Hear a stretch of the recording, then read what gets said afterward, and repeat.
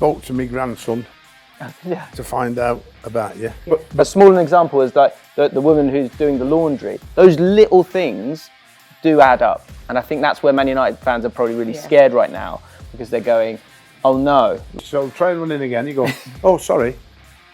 If that doesn't get clipped up and turned into a meme, So and he's big.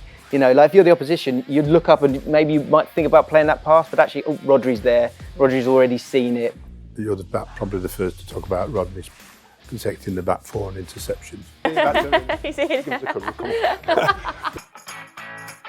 Thank you so much for joining us for another episode of No Tippy Tappy Football. How are you, Sam? I'm not too bad, Nat. Thank you very much. Glad to be here as always. And looking forward to Perks Christmas. up my week when we come and do my podcast. Like, I mean, I must admit, like to come and talk the wonderful game that we have. Obviously, it's got some problems here and there we can discuss, but it's, you know, worldwide, isn't it? Like, I mean, it just keeps growing and keeps growing, and the longer it grows, hopefully, the better we get. 2 weeks till Christmas. You excited?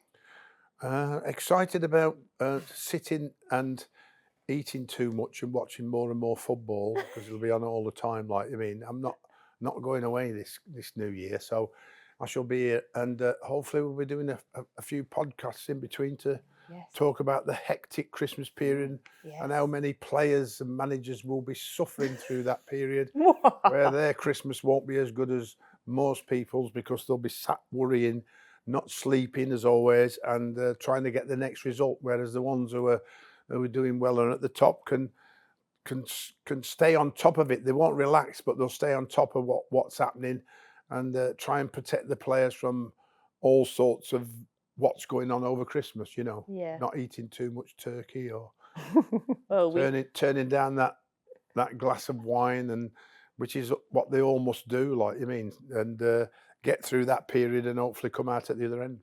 Well, I'm the same as you. I will be just eating and watching non-stop football, which is the blessing of this time of year.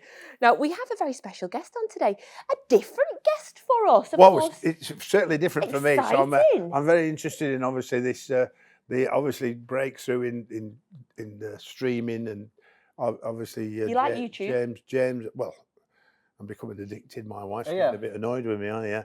I'm getting addicted on shorts. Oh yeah. As well as on the football commentary, like, I mean. So they come and flash up and go off, and I go, well, that's interesting, isn't it? Like, I mean, so I have to be careful I'm not influenced too much by it. But very interesting. But obviously yourself, seeing what you've achieved on YouTube, spoke to my grandson to find out about you. Oh God. TV.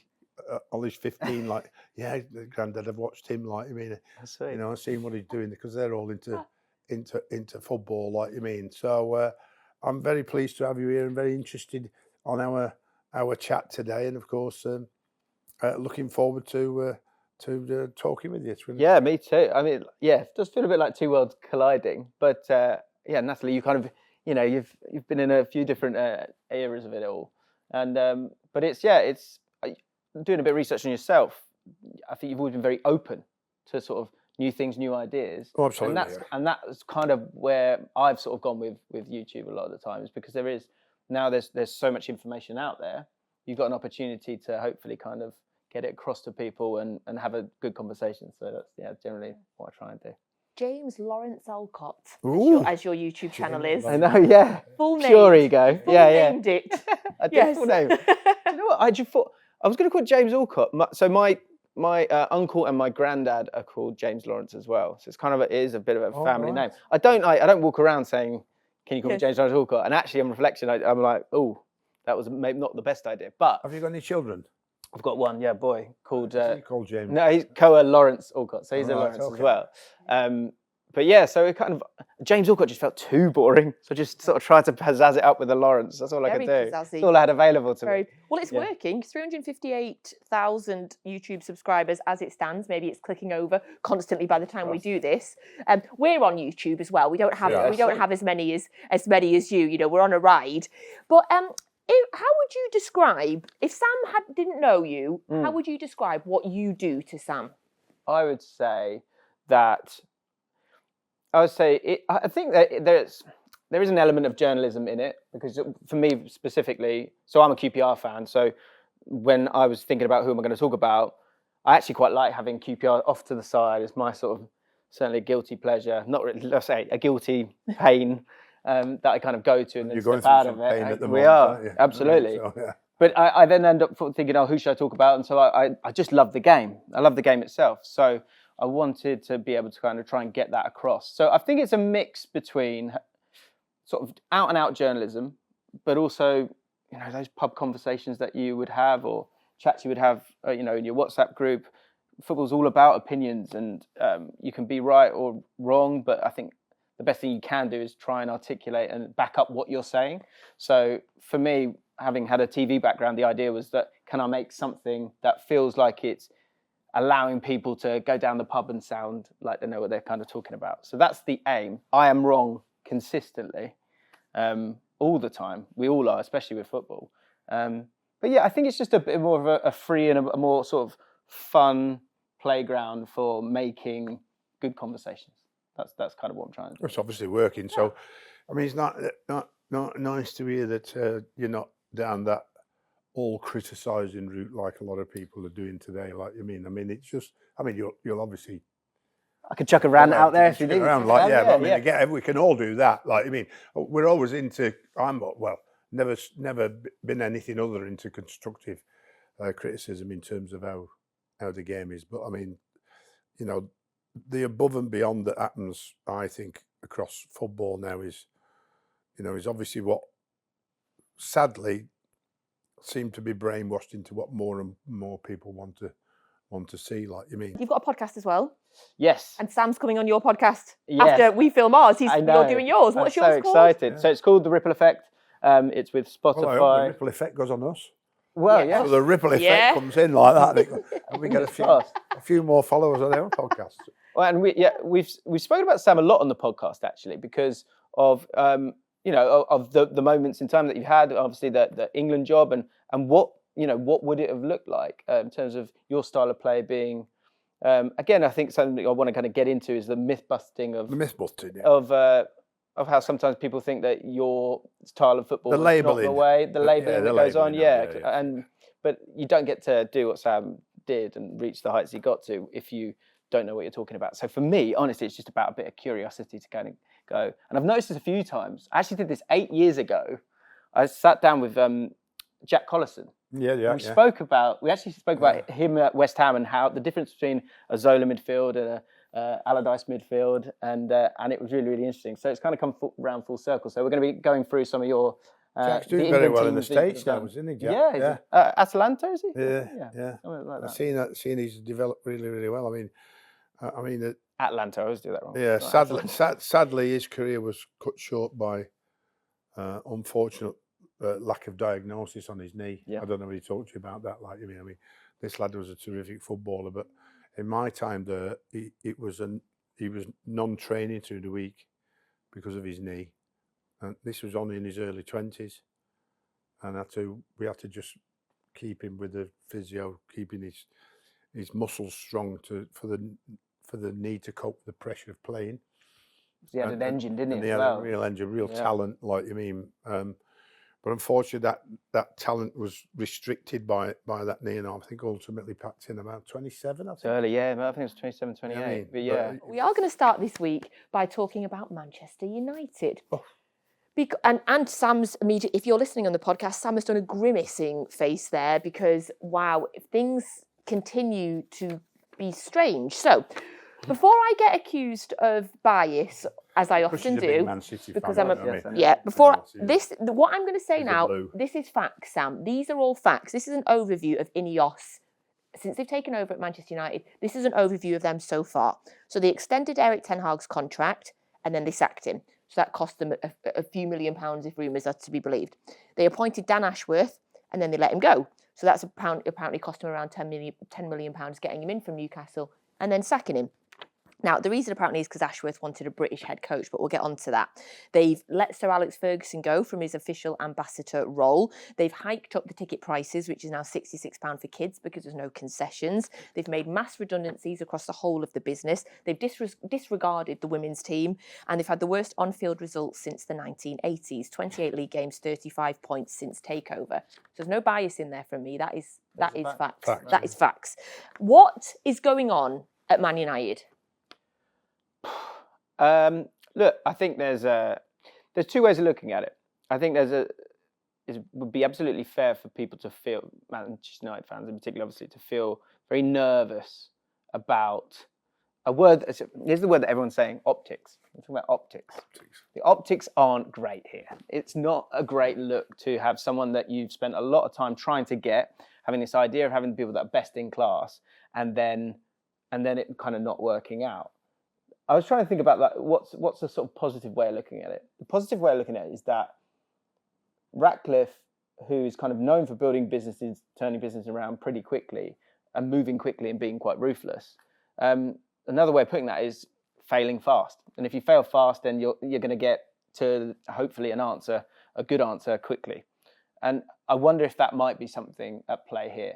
But as you say, the optics are really bad when you're thinking of the money that you've lost on those people. Ruben Amorim bringing him in as well is going to cost money as well.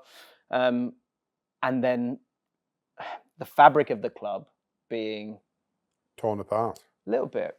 Yeah. And here's a question. It's more than a little bit, James. It's more than a little bit when you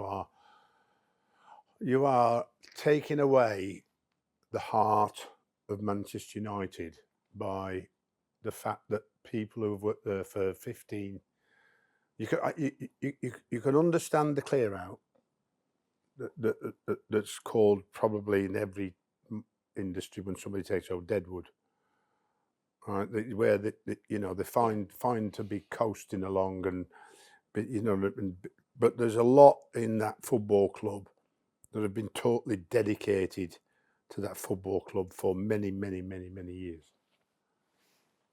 And I think that when you look at those and just get rid of them for financial reasons and not for the culture of the club, they've got the heart in the club. They've got the whole human being in that football club because they love Manchester United so much and probably don't work for that much.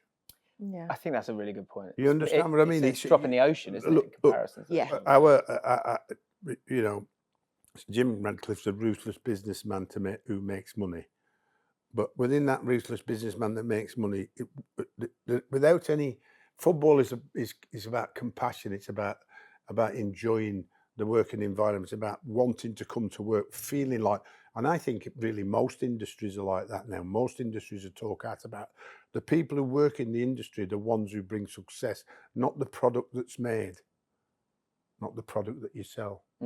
About the feeling the worth of being at that football club and being able to talk about what you feel or what you might think might help the football club or not, and allowing to that expression.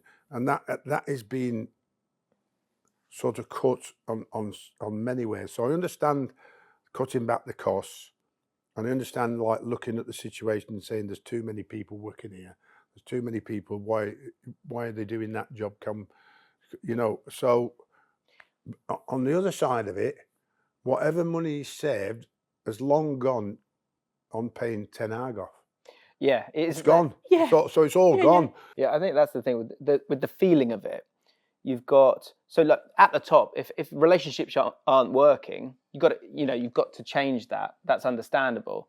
And if you've got to do some cost cutting again, that's understandable. I think the problem here is when you do these things. So that cost cutting at the lower level, which is not really going to give you a huge margin, is it the right time to do that then? And then I guess the question to you is in terms of those top people that have all come in the last year, what you could say is that actually, look, if that's not working, we might as well just get that sorted out. I think the amalgamation of the two at the same time with bad results then means that you lose a lot of goodwill as the owners, and you're going to need that goodwill. And like you come back to a small example is like the woman who's doing the laundry. Those little things do add up, and I think that's where Man United fans are probably really scared right now because they're going, oh no, like we thought it was going to get run correctly now, and you took 5 months to get the best in-house, world-class sporting director, and he's already gone. It doesn't feel great. And then when you bring it back to the normal people, the normal fans, the working class roots of football and the clubs, and it's not Man United, it's everybody hiking their prices up and up. For a normal fan, you're seeing your tickets be hiked to £66, £70, like £20 increase for people, which is a case of can they go to a game or can they not? And you hear £10 million being paid for Dan Ashworth, paid off for him. That's where I think there's a real disconnect between a normal fan and the world of football, because why should we be paying? Yeah, I get that. But I mean, I also have the reverse of that. Like, football gets so much stick. We don't moan about how much the racing driver gets, do we? Which is far greater than any of our players for driving his car around the circuit. Yeah, maybe it's because football's a working class sport, and then the golfers, the live golfers, who've deserted the golfing fraternity to go and earn millions at the live golf, So we see it's calmed down a bit, the actual Saudi stuff, and it's hardly any players have gone out there now, or they've not bought any players. But they bought the World Cup, haven't they? It's looking like it. FIFA responsibility is zero, isn't it? Yeah, it's looking like it. You know what I mean? So it's all about, our entire world is all about money. Yeah. It's not about anything else. It's just how much money is enough. Well, by the big boys now that run the big 5 companies that run most of the world, who have most of the shares in every profitable company, are worth billions and trillions and trillions. Want more billions and trillions and trillions. So how much money do they actually want? Or how much money do they need? Why do they keep making it? Yeah, and with that, just remember as well that Leverkusen won the league in Germany and are owned by a That's massive me company. gone off on another one of my rants again. No, I appreciate it, Sam. I love it when we do that. So we did Man United. We've got to talk about Man City as well, because everything is not rosy on the blue side of the city as well. City in the headlines constantly at the minute for various reasons. Pep has said in an interview apparently this week, in a Spanish interview, I'm not going to manage any other club after City, but maybe a national team. Which it's made headlines, but I feel like that's not shocking, James. I feel like where would he have gone? I thought that was kind of somewhat known, that the next job was a national team job. I think the lining up of when that contract ends and what job might be available after that is an interesting one. You think that's going to be the Spanish job, or do you think he'll take the English job?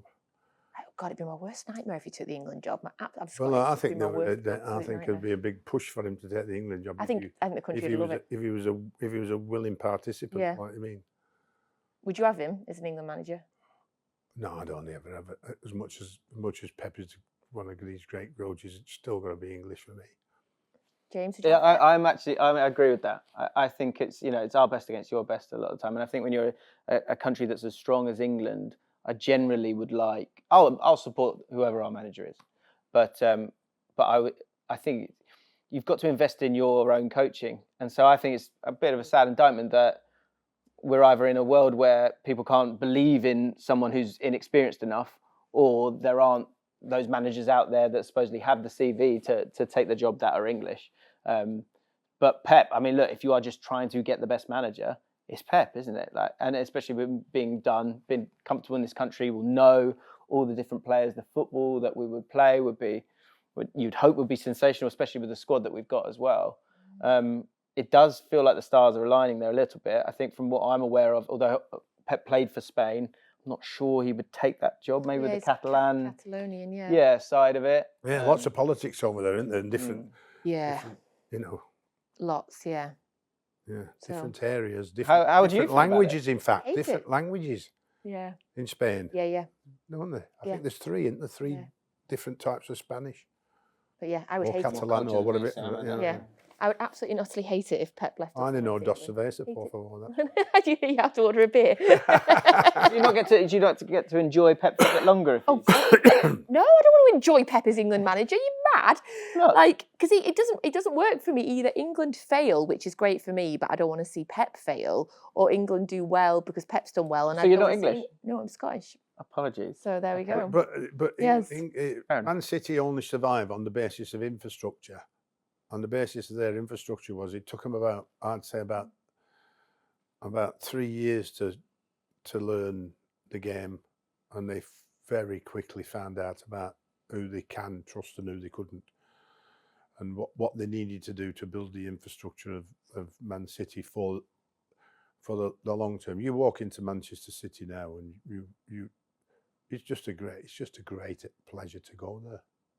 To celebrate 10 years of the training facility this week. I mean, I love going to Manchester United because, no sort of links, and it's great. Like, I mean, but I go to Manchester City, and just the way they greet you on the door, and how are you, and not that that's not at Manchester United, but it's just not quite as good as what Man City have got, and they've got more ex-players in more rooms than I've ever seen anywhere else. I mean, I love it. Man United do that quite a bit, but I think even they're thinking about cutting that back, like you mean. But you've got, if you're a Man City fan, you've got one of your heroes probably popping into one of the rooms that you used to support when you were a youngster, which is great for the ongoing support, isn't it? Like you mean. Yeah, I love it. Every time you turn a corner at City, there's a different ex-player. A couple of other headlines for City this week. So the headlines, which again shook me, James, I'm sure you'll know the detail of the case as well. They're saying that City's charges have been increased to 130 from 115, but City always had 130 charges. The Premier League just reported it wrongly, and then people picked up on it and they called it 115. But it's out in the open now. City have 130 charges. Right. But apparently the case is... The court case is done this week, and they're now in the deliberation process. It's a question that's been asked a lot. I keep getting asked a lot, James. For you, why is City's form at the minute so bad? So it's 1 win in 9 in all comps. Yeah, it all leads back to Rodri for me personally. I feel like that's such a loss, and I think sometimes with players, when you lose them, you don't just lose that player profile. You lose that player that the opposition sees as well. And I think the fear factor of Man City, I feel like it's gone a little bit. Like, you can get into the weeds of the tactics of not being as great in transition, like when you lose the ball.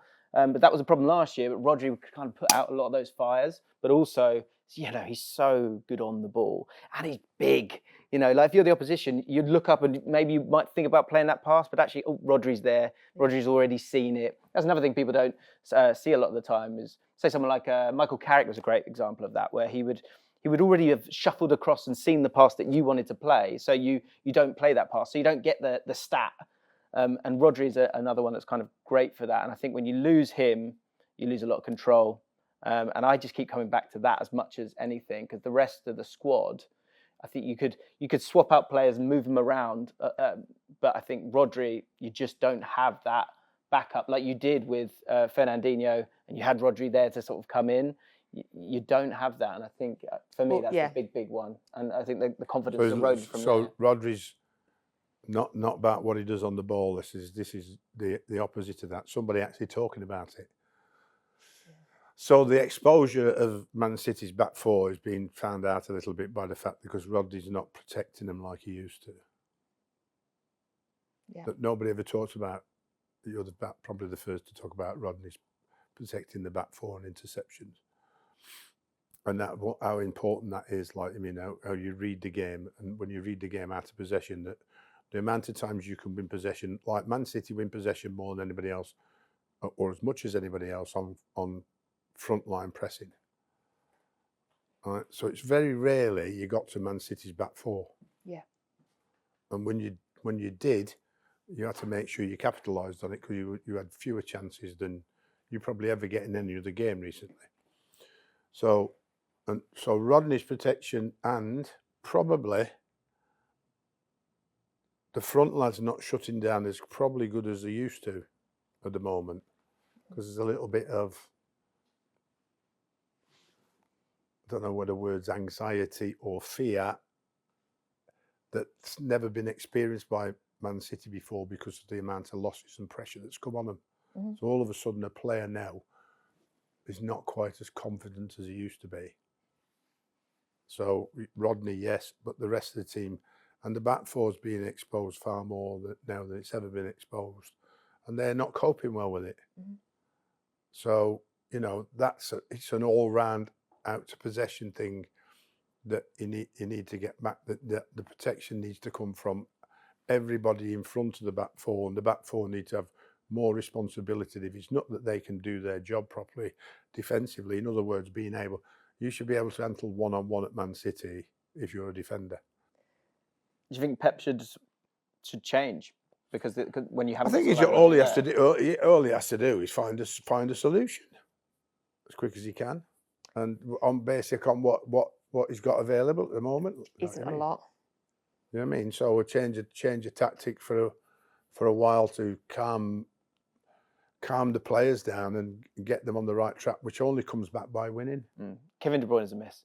Has been a huge miss. I think, a huge miss, but he's played the last two. Yes, so. yeah. But I think in its simplest form, the cheat code that Man City have had for the last couple of years is De Bruyne getting the ball, looking up, and Haaland knows he's going to find him. Haaland's not had the service, He's not had that same kind of service. And if you think of last year, there was a bit of talk about Haaland. He was sort of scoring goals, but not the same amount of goals. And I think there was the Real Madrid game where they went out and he'd missed a couple of chances. And we did a video on it then, and we were kind of looking at it. And you look at the chances and the goals that he scored the year before. He needed De Bruyne back. De Bruyne came back, and the amount of times he's just there on the right-hand side, beautiful cross to the back post, dominant player like Haaland scoring a goal. And that can get you out of a funk. Oh. Do you know what I mean? Just score a goal. Changes the amount of times you're under the cosh and you're the first one to score completely changes the course of the game. I mean, the statistics are not great for Ipswich, by the way, but the general statistics are you score first. This was an overall statistic, and I don't know whether anybody's done this since then, because I've been Premier League for a few years now. But 80% of the time you didn't lose on average overall if you scored first, like you mean. So to come back from a goal down and win becomes the most difficult. Yeah. You know what I mean? Like Ipswich have probably gone way above them how many times they've scored first and then and not got a result. I thought of you this week when Ruud van Nistelrooy was making some quotes when he became Leicester manager, and he was talking about he'll play how he has to win. Play, I know. That was music to my ears. I thought I knew you'd say that. Wow. We've actually got a manager on that says he's not going to only play this way and this way only. Yeah. I mean, Leicester have got a great chance of staying up now. I thought of you. Right, so it's the Manchester. We talked about City United. It's the Manchester derby this weekend. God knows what will happen there. God knows. Well, I hope it's a thrilling derby. I always want the derby to be a thrilling derby. I always want it to be the entertainment that we like, and not nullify each other out. And we get Man United can't cope, lifting Sam. their performance and giving us a great game, and whoever wins at the end of the day probably will deserve it, like you mean. So, and it'd be great. It'd be great to see, obviously, hopefully. But Amaron, I think, looks like it's only early days yet. It looks like a good choice. Only listening to how he Amaron, you like him? Yeah, how he's handled he's a young coach, and he's not that old yet, but he's like got this sort of presence that comes over, like that the players will listen and hopefully, and he'll manage to extract a bit more out of them. But the fear will be for him when he goes to the board and says, right, here you go, these need moving on. That's going to be the biggest challenge. I imagine that'll be more like a big unroll of paper and a huge long list. It's certainly doing trials at the moment. I think everyone's getting a game. It's certainly going to happen, isn't it? Like you mean, and what level of funds they can get into, what level of funds they can find him, and where can you find the players? Well, talking about funds and having lots and lots and lots of players, I want to talk about Chelsea, because obviously, I mean, they're having a really good season. James, you have said, I quote you, that Chelsea are title contenders. They're currently second in the league. They are, aren't they? They are. I think with Chelsea, I always, when I'm sort of thinking, can someone be a title contender or not? That I was being slightly, not flippant, but like jokey in the sense of like they are ahead of the curve of where everyone thought they were at the start with the amount of players they had. But what Maresca did brilliantly is he went chop, and you go, that's my group. And also he's very clear on kind of how he wants to play, and it creates a lot of chances, and so they're scoring a few goals. But there's have a good start, then there's getting through Christmas, then there's getting to, let's say, March or whatever it might be, And then that last bit, you say about Arsenal, they couldn't deal with the heat of that spotlight. I don't know if Chelsea could deal with that or not. But I guess all you can do is get to that point and see. I think Potts would have done that this year as well. Do you think? Absolutely, because he did the back end of last year. He was in Starting to get somewhere, yeah. top 3, top 4 with his results. And obviously, he's had a fallout with the hierarchy. And they've dumped him. Yeah. Because he's expressed an opinion where they've obviously told him to stay in his lane and he wouldn't. So they've moved him on. That looks how ruthless their behind the scene organisation seems to be. But obviously, it's just come in and taken the bull by the horns and that squad of players has had another year of experience in the Premier League because a lot hadn't, and so they're maturing. They seem more comfortable. A little quicker than I thought they would. Yeah, I still got a slight suspect about will they make it because of the defensive frailties. Yeah, I still think Liverpool win it, but I think they're second. I think it's I think understandably Maresca's being very clever. Some people are saying that kind of Maresca knows Ranieri, and Ranieri used to do he just kept saying dilly ding, dilly dong. If someone was saying, "Are you title contenders?" he kind of stayed away from it to keep the pressure off. Maresca is sort of saying that quite a lot, which is that's good management. Yeah. I don't see any problem in that. But I think there's as opportunities go, I think it's like you say with the Leicester year, a lot of the other teams were finding their feet that year in terms of those big clubs, and I think there's something slightly similar this year. Yeah, I interviewed Maresca after the Wolves game where they won 6-2, which was like the second or third game of the season, and he immediately said, "I've been set no targets. We've not been set the target of the top 4. We are not being set the target of winning the league." So yeah, he's been saying that. We have a couple of managers, obviously, it's getting into that season that are very much under scrutiny, in particular at the minute. So Monday night saw West Ham versus Wolves. There was a lot of comments going around about that before. Did you see your son? Your son was on Monday Night Football. Your football son. Jermaine Defoe was on. Jermaine, yes. Love that man. Yeah. Sam loves Jermaine. Understandably so. Yeah, yes. He was. He looked great as well, by the way. Yes. He was working a good suit. Yeah, terrific. I bet he could still play now. You're so unaffected by his fame, and it's probably why he lasted so long playing. Yeah. You know what I mean? But without, and I mean the fact that he come to Sunderland, it was a struggling football club, and what he achieved before shows you his character, like now. But I mean, it wasn't his. Well, it was his 18 goals that kept us up, but it was his personality. What do you mean? I didn't know though that they called him to go and see your dad. I didn't know we'd got that far. You know what I mean? What does your dad say? They used to say the players apparently. So when we had a Oh really? Yeah. We had him on here. We had him down in London, didn't we? Like yeah. I mean. And they said the players used to say, "Go and see your dad. Like get us this, get us that." So yeah, it was quite funny. His son now. But I think he's going to be a good coach. Oh yeah. Yeah, I think he's going to break in, and somebody will pick up on his desire.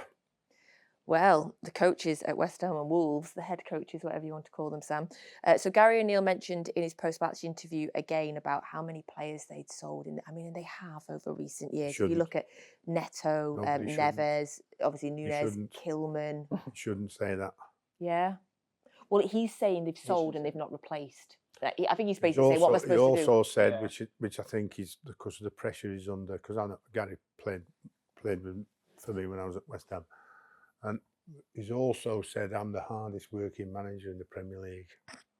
I went, "No, Gary, no, don't." But that's sometimes you say these things when you're under pressure, like you mean, and that like, but somebody should some of his staff or somebody should just say, like, keep that to yourself and get on with your job, and hopefully you'll work your way out of this by results, like you mean. So. I remember chatting to Simon Grayson once. I remember going to him, what do you say? What do you do when the pressure's on? I think at Sunderland he had a struggle. And he said, you say as little as possible. When you've been under pressure like that and you have to do all these media commitments, what is your strategy there in terms of what to say, what not to say? Deflection.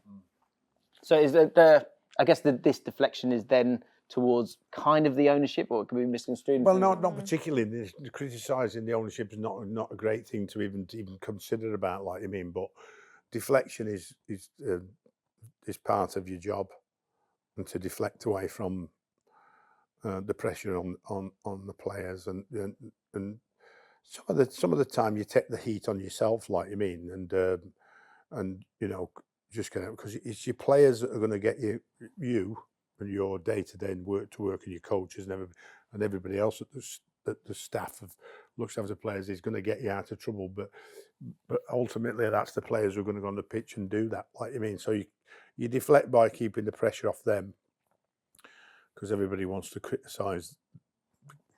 Your life is about criticism. If you can't take the criticism, you can't don't get in the job. I mean, because the criticism is far greater than the praise. Yeah. And I think that you know, I always said 2 skins. You need 2 skins, and one's an elephant and one's a rhino.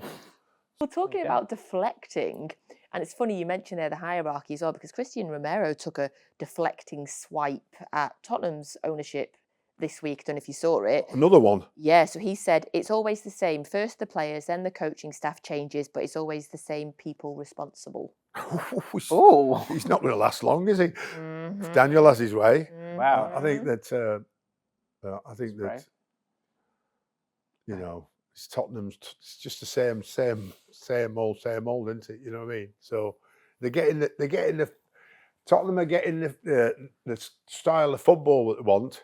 Yeah. That's not good enough now. It's a bit like West Ham's the same. Yeah, and I guess it's often you see this with managers. You see one manager was playing a certain style, it's failed, quote unquote, and then the next manager will be the kind of counter opposite to kind of give people what they wanted that supposedly the person before didn't have. And Ange was very different to Conte, and the fans really enjoyed it. They started really well as well. He was when the sort of mood was good, his conviction felt quite refreshing. I think now in a more difficult period where they're kind of up and down, and have had some good wins along the way as well. Yeah. Villa was a great win. Man City was a great win. But I agree with Sam in a sense. Yeah, I watched the Man City game. I mean, but he chose a different tactic at Man City, which was great to see. And I thought, wow, he has got flexibility in him, because he just sat back and played counter-attacking football. Yeah, and nothing else. I mean, their possession, which they totally rely on at home. Like, I mean, everybody relies on possession, which is no good unless you've got progression. What's the point of possession if you don't go anywhere? And far too many teams have possession, greater possession in opposition, but don't go anywhere and end up not winning. So, possession with progression. Man City dominated that game throughout the entire game, and the counter-attacking of Tottenham on the day, and the finishing was ruthless. I think it's like, are you more excited about the good wins, or are you more worried about not being able to beat Ipswich and Crystal Palace and those teams that are going to play in a different style? And that was a similar problem last year as well. That's where he needs to. They're still in the cup, though, aren't they? Still in the cup competition. Yeah. And he said he's going to win a cup this year, because he does. That's what he normally does. And the only man that was going to win a cup before that got ousted. Jose. So Daniel didn't want him to win that cup, so he sacked him. I heard there was a bonus. Yeah, I heard that. I heard there's a bonus. Well, there you go then. Yeah. So if you're getting rid of a manager that's going to win you the first cup in how many years? 20 odd. Yeah. Well, and you get rid of him. Yeah. And you put who did you put in charge? Ryan Mason. Ryan Mason. Yeah. Who's never managed in his entire life before to manage that situation. Yeah. So you end up losing. So everybody's going on. Every Tottenham fan wants to win a cup final. Yeah. Every Newcastle fan wants. They're not on about winning the league just at the moment. They're on about winning the cup final. That's the weird growing pains with them, is the feeling that it might be going where you want to go, but there is this big thing about a trophy that they just can't get away from, and it's sort of chicken and egg, because you can't just give me a trophy. It doesn't work like that. You've got to be able to kind of beat teams in however way you want to. I think it's got to be a bit more. We've talked about it before, but I think at the moment there's got to be moments where we've got to accept the game a little bit more and get to half time, or or control the game a little bit better. I think he's so drilled down on the way he wants to be. That is the way that most teams win the Premier League, to be fair.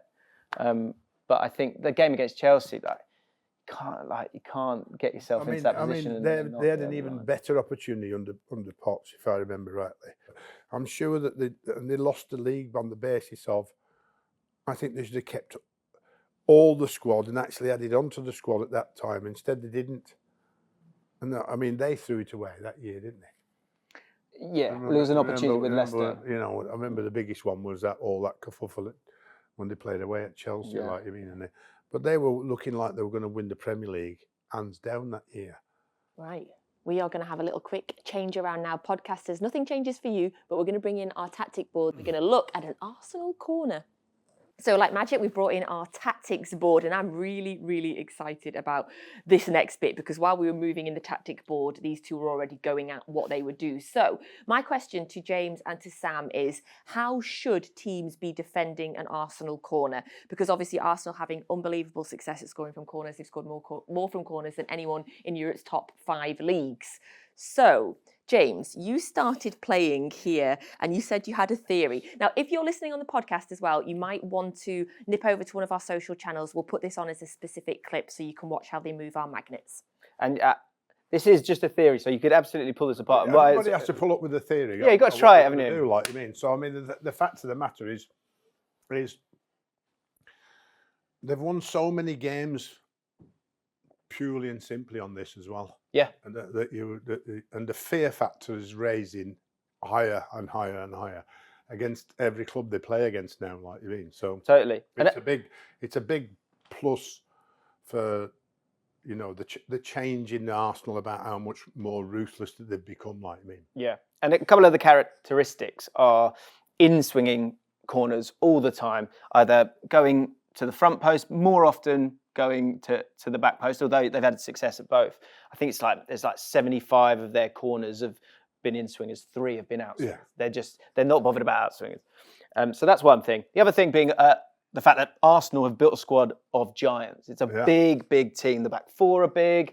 Moreno's big. Declan Rice is big. Gabriel, all these big players. So you're bigger than the opposition as well. And so the third thing is that often you've got a lot of players, or those bigger players, at the back, and then they're sort of working through the defence, and the defence are really, really struggling with it. One thing that Fulham tried to do was that, although that first contact might have everyone on the goalkeeper and in the 6-yard box, once that kind of happened, they looked to actually move up a little bit to try and catch Arsenal offside if it was the second contact.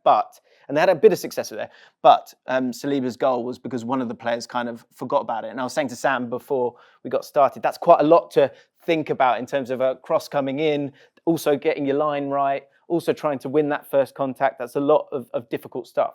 So my theory here is, if you're not as big as the opposition, what you probably need to lean on is your bigger players and give them maybe the space that they need to be able to claim the ball, attack the ball, win the ball. So this is the idea that I've got, is that often Arsenal have 2 players on the edge as well, Gabriel in here. My idea is that let's take out these 3. I think you've got to have someone on the front, at the front of the 6-yard box. Yeah. So a big centre-back. At the back post, you've got a lot going on here, another big centre-back, okay? These guys the ball's either going to come all the way out to the back post, or it's going to be right in the middle, or they're going to go for this front post area, okay? So stay with me. This is the idea that I have, is that if you've got a big goalkeeper, let's say Nick Pope, nice big goalkeeper, or any goalkeeper, David Raya comes and gets crosses. If you give him the space to come and get it, I think that's a great thing. If you've got a centre-back that can hopefully win that one, great. If you've got a big centre-forward, another big centre-back at the front post, you're giving them a good chance to go and get it. The instruction I would say is that you, the goalkeeper, you have to, if the ball is in the 6-yard box, you have to come and get it. And you know, if Saka's sitting here by the corner flag, it is going to be an in-swinging cross. So the opportunity and the space to come and get it, if it's at the front post, hopefully Dunk's there, but if it's going to go over his head, that's on you. You've got to come and claim it. If they're starting to block you, this is the final thing I think is really important. With VAR, you've got to go down. You've got to be looking to sort of win some of these fouls. But ultimately, it's down to you to come and win it. It's down to you, big centre-backs, to go and win it. And I think here, if you've got big defensive midfielder, then that would be great as well. Now, if the cross is long, then that allows you to then become a back three. This player here comes over and looks to come and help with it. If it's if they go short, this person here comes and helps, and you still retain your shape, and everyone's still at the back post, and the goalkeeper can come and get it. But if the goalkeeper does come and get it, you've then got an opportunity to really break really quickly. And I've said all of this without the fact that at the moment you've got 3 against 2 up top here. So you might end up losing 1, maybe even 2 if you did want to do that. I don't think they would. Or even putting people on here as well. I think they'd bring, if you left 3 up, they'd leave 3 back. You think they'd leave 3 back? They'd never leave. Okay, so let's take cat and mouse. You're playing cat and mouse. That's what you're doing. Like I mean, so what you're hoping, and I can understand this. Brave man that does it. Yes. Somebody's got to try something. Is that it creates more space here, to do what you want, and that's the goalkeeper to come for it. And I think that's very important because but the only problem I've got in today's new rules, it seems like, is that a goalkeeper can be obstructed and there'd be no foul given, and that's why everybody's doing this. Everybody's doing an in-swinging corner on top of the goalie because a centre forward or whoever can stand in front of the goalkeeper and knock him, and it's not a foul anymore. Whereas it's always been a foul, and I don't know why it's not a foul now when you're obstructing the goalkeeper. It's not, for some bizarre reason. It's like halfway through last season there was a big kerfuffle in the middle of it, and somebody scored and said it's not a foul, and now everybody starts saying, well, it's not a foul, but within the letter of the law, it is a foul if you look at it. But obviously they seem to want to change the letter of the law. So a goalkeeper no longer can actually come out freely because they won't let him, because somebody will stand on his toes or stand in front of him. And that's created, we've got this, that's why we've almost got 22 players in the 6-yard box now. Yeah, and I think that's the big problem here, is that they're looking for a high XG chance, which is like if you're a yard away from the goal and you get the ball there and you've got 4 players who are 6'4", that's a great place to be. So I think, as I say, I think you need to lean on the players that you think can work with these people. This guy's allowed to use his hands. And I think generally when you see before a game starts, that cross comes in. Yeah. I also think that, say they make this run along here, you've still got your big guy who can go and win it. A lot of teams are sort of trying to go zonal here. As soon as that corner goes, I think the goalkeeper knows if it's going back or if it's going forward. And I think if it is going back, all he's really got to do is get a tip, get something on it. And then all of a sudden the ball's over here. And as I say, even if they go short, because that's the other thing I was trying to think about, what if they go short? If they go short, if this player comes across and this turns into a line of 3, they have to move the ball away from goal because this player's offside. Both these players are now offside. So with your 3, you've now got, let's say this is England. So you've got Maguire, you've got Stones, and you're that's Declan Rice. That as a back 3 is actually an okay shape. And if that person has to shift across, he does as well. You're actually okay. And the important thing is the ball doesn't get here with, like you say, an outrageous amount of people in that circle of box. Yeah, and someone's just lost their... So yeah, but I think for me, it does come down to... Because even if the goalie comes and gets kind of hit by someone, I think, put the pressure back on the goalkeeper, because we can see the blocking. We can see it. It's turning into basketball, and people know what's going on. I think they've done the disservice that get Arsenal. Fantastic, brilliant, take advantage. Do what you do, absolutely. If you remembered years ago, because I took advantage. You remember years ago, if the defense, this is on a wide free kick. If the defense lined up here, yeah, I've lost one, haven't we? Yeah, you could put 3 players there. And you're taking the free kick from here, this area, right? And you'd put 3 players there, right? And as long as those 3 players came away from goal, they couldn't be flagged offside. What do you mean?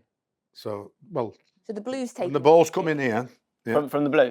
Yeah, from the red. From the Reds, sorry. Yeah, red. This is Arsenal versus whoever again. Scored to the attacking there. So I could stand 3 players here, and as he runs to take the ball, these players could run out like this. Right. And even though they're still in an offside position because they're running away from goal, they weren't allowed to give offside. Because they weren't interfering with play. So these players came out, and in reverse, they did what Arsenal does with blocking off, and block these players off, and then other 3 players would run in, and we used to score a goal. And you know what they did? They changed the rule? Halfway through the season. So do you think that's coming? Well, I haven't seen a change of blocking off the goalkeeper for God knows how long. But what I see the goalkeeper blocked off, and then I see a defender blocking off, an attacker blocking off a defender here, and a free kick will be given. And I go, what's the difference between the goalie getting blocked off and the defender getting blocked off? What is the difference? There is no difference. So I just don't understand, like many people, not just me, like many people, that we look at the game today and we look at what's offside and what's not offside, and I think we're still all baffled. Yeah. And we're completely baffled. And I think even the referees have so much to consider on what is right and what is wrong now, that their job's been made so much more difficult than it needs to be. It's simplify. Complicating football is not the answer to having success. I think the final thing I would say is that I think before there was this understanding that everyone's grappling, everyone's kind of going at it.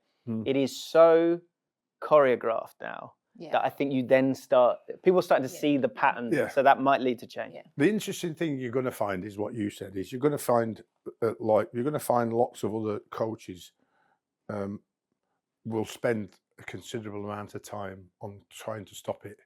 So you'll see lots of others. I mean, like I'd go back to the old days where the man for man marking. Yeah. You know what I mean? So you got Arsenal, you got a player given, you got one of your players given one of Arsenal players.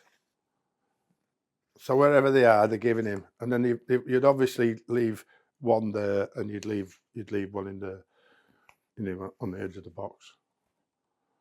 So you have to actually man mark them. You should actually man mark them. So you've got to risk. You are marking him. You are marking him. Why don't we? So there is no excuses then now. Yeah. Because zonal marking. It's not my man.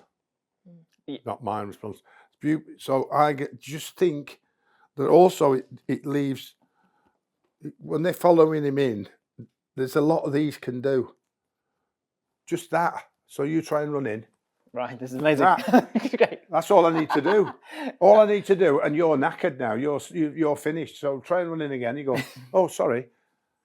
If that doesn't get clipped up and turned into a meme, so you talk about the fact that give us a cuddle, come on. So I think that's one. One is they start that run to come in, and you just touch them, and it's finished. And it also gives a bit more space, perhaps, for the goalkeeper to actually come out and catch his, which is like he's what got you to want. come and do that. Yeah, I do think he's got to. You know what I mean? So there's many times now we're going to see if anybody can deal with Arsenal corners, and it's going to be interesting. They do exactly the same on the wide free kick. Yeah, they put them all out here, and then they all run in and try and block the, and that hasn't worked quite as well as the corner, because it's away from the goalkeeper. You can put everybody on the goalie here, and it's mayhem. And what happens here is when everybody's zone marks, the Arsenal players are on the move. The defending players are static. The defending players can't react as well or jump as high as the Arsenal players, and they're already giants, and that's probably why they score so many goals. There we go. Let us know what you think. So as always, we're going to finish the podcast off with a Q&A, some questions that have come in from you as well. First of all, James, you're a QPR fan. I am. We heard that. Sadly. Sad? Oh no! Generally, isn't it? Yes. 16th for the last decade.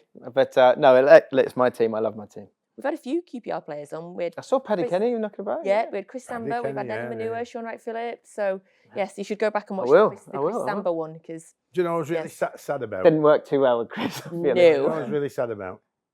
Yeah, that's me on as well. Gareth Ainsworth was at Preston North End when I was youth team coach, starting off with John Beck, like you mean, and to see his progression, what he did at Wickham and got the chance to go to QPR, I thought, oh, that's fantastic. He's like, because he's got his own, he's not only his own style, Certainly. his hair And every way, stuff like, and everywhere like he's got. I listened to him and he's got his own philosophy about how he would approach, how he would. So I think I want to see him get another opportunity. I want somebody to give him another opportunity. So he's just gone in and actually. express those wishes, like I mean, because I think what he did at Wickham, where he got Wickham, Incredible. and how he got Wickham there was not all down to him, because I thought obviously he had a great relationship with the board and brought success to the club. So that relationship grew and grew and grew, and he got the opportunity to go bigger. And unfortunately, you know, QPR's decline has been happening for the bottom of the other league now, which is a bit like Sunderland was. Yeah, Ainsworth, he was he's unfortunate with us. It was the wrong fit. That the squad, I don't think we're really having his style of play, and it maybe shows the power of the squad these days. It was before we were playing tippy tappy, and he came in. He wanted to be a bit more direct, and I got to interview him just before he got a couple of games in, and I was just so desperate for him to do well because he's just a wonderful person. You can tell he is, but sadly it just didn't work. Yeah. Well, a few of them. Best of luck. Okay, we had a question that's sent in on Instagram for you. So we've seen many young players make the switch from the Championship to the Premier League in recent years. Wharton, Jared Bowen, Eze. But which current Championship player have you got your eye on, do you think, that can make it all the way to the top? So QPR, we've got a few exciting young players. We had a player called Ryan Colley, who is about 19, doesn't look it, big guy, came on after 35 minutes of the weekend and scored 2 goals, was bullying centre-backs. It was great. So I think he's got a huge future. I hope he has a huge future. I think elsewhere, in terms of players I've seen this year, Middlesbrough beat us and had 2 players that stood out. One was Ben Doak, who's on loan from Liverpool, proper out-and-out winger. Scotland's Ben Doak. Scotland's Ben Doak, indeed. And he just stays out there. They get the ball to him as much as they can, and he just kept going at our left back, and I think the first goal came from that. Second player, a lot of people are talking about is a guy called Finazis. And Finazis. Is it Finazis or Finazaz? Hang on. Finazaz. Isn't name. it? Finazaz, sorry. Great name. There's a lot of Z's there. You remember that name if love you make that, it, won't yeah. you? Finazaz, forgive me. Yeah, he was playing in the same game, kind of alongside Ben Doak, and he is really, really creative player. I think he's created more chances than anyone in the league this year. I want to say he's about 24. And did this it was horrible for me. He kind of got the ball, long switch, chested it, brought it down, and then did that Ronaldinho like flip flap and sent our right back for a cup of tea. So there's end product there, but he's also he's quite a big guy as well, but really creative player. I think sooner or later, I think he was at Villa and got released from them. I think sooner or later he'll be in the Premier League for sure. 3 questions left for you. So, Zach would like to know, has Pep entered his Mourinho era acting like the world is against them? What do you think, Natalie? No! Don't ever put Pep and Mourinho in the same sentence. What's he said to make we think the world's against him? What's he been saying again? I don't really know. Like, do you think, Gary Neville said something recently about when you're a manager, managers become paranoid. Do you agree with that? Yeah, absolutely. So maybe there's something in that, especially when it's not going well.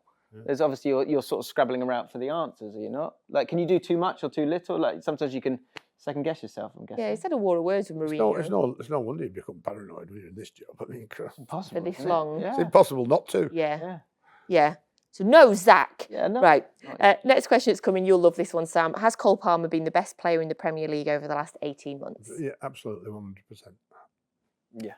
I think it's 100%. Sam loves Cole Palmer. Do you know what I'm noticing as well? You sort of go through, when you're watching a lot of football, you kind of go through a little phase of thinking about something. And one thing I'm noticing a lot of the time there is Cole Palmer. Yeah, hang on, that's Chelsea. I'm not doing it. You got you. Yeah, got you. He's a lot of goals now, because it's so homogenised a lot of the time. The goals come from a moment where someone goes, "F it, I'm gonna try something, do something." And Cole Palmer will always give you a chance. Like, QPR, we've had a lot of those players, Stan Bowles, Rodney Marsh, and Delta Rapt, and those kind of players. Those players will get you a win, they'll get you a goal. Cole Palmer is that. and his mentality is he doesn't care. Do you know? It's great. Do you know how good he is? Because it looks effortless. Yeah, He is frightening. It's so cool. the penalties. It's not.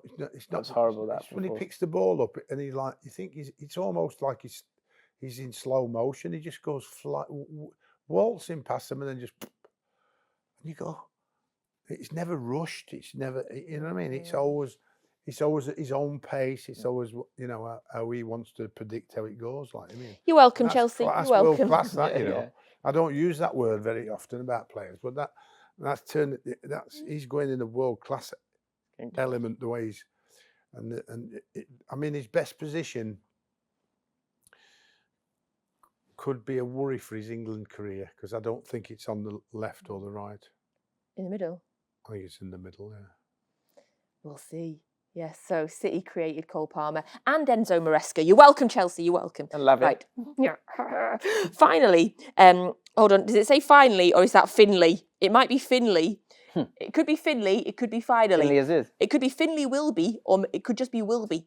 Has asked on Instagram, what's one piece of advice James has to any young person looking to get into the football media space? Football media space.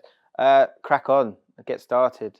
You know, I have a phrase like it's never about then, it's about when. So like those first, a lot of people try and be perfect straight away. Yeah. Just like, you know, as polished as you are now, Natalie. When you first started off, I'm sure there was a few wobbles along the way. And because the thing I have is control. Like if things are going wrong, you can make more videos. Like you can work harder, and you have control over that. So I think that's why people quite like it. But yeah, if you don't start, you know, you never finish. I agree with you. The most determined that you are is to never give up. Agreed. If you're particularly fond of that particular area of where you would like to work, if you never give up, and as hard as it might be, if you continue to go and don't give up, somewhere, sometimes, somehow, in some spot will arrive for you. Yeah. And you can take that up, and if you take full advantage of that by the fact you've waited that long or not that long, you'll get where you want to go. If you give up too soon, then, you know, don't expect anybody to give you anything. I mean, you know, I still go back to CVs sent out in non-league clubs to get a job and not getting a reply, like, I mean, and just continuing to send them out. And in the end, I got a call from Father Joe Young, and off I went. Far too many players in my era who wanted to stay in football would never even gone to Limerick. They give you another experience, another opportunity, and then came back from there. And then, you know, so many jobs I've had in football that have helped me become the person that I am at the top level in the end, which is a better education than a degree by a million miles. Yeah. There's your one piece of advice, finally, or Finley, whichever way it is. If If I was starting it now, never give up. And if I was starting out now, there will be. Yes, if I was starting now, Finley, finally, I would get a TikTok. I would get TikTok and I would post 3 times a day on football, and cover every football topic, or find a niche, do the Premier League, do Champions League, do the Football League, and I would post on TikTok, because when you get to a certain level, they start to pay you and you'll start to make money, and it grows faster. That would be my advice. TikTok, that is a great shout. That's the platform, I think, to start with. Yeah, you're right. Thank you. Thank you very much for coming on today. Sammy's going to do your podcast now, and I look forward to listening to that, because you didn't ask me, but that's fine. I'm not known for my tactics, so it's fine. It's all right, James. I'll forgive you on that. Sorry. Thank you very much for Thank coming you. on. Thank you so much. Loved it. Loved it. Thank you. might have had a little dig at you. Yeah, I'll have to watch it back. Sam, thank you very much. I'll see you next week. See you next week. Last one before Christmas. So should we do jumpers again? Yeah. Have you got a Christmas jumper? I've got a jumper. Yeah. Great. We'll do Christmas jumpers next week. Loads of Christmas jumpers. And we've got such a wonderful guest next week. I'm not going to say the name and get everybody's hopes up in case anything happens, but I wonder if he'll wear a Christmas jumper. I think he will. We'll see you next week.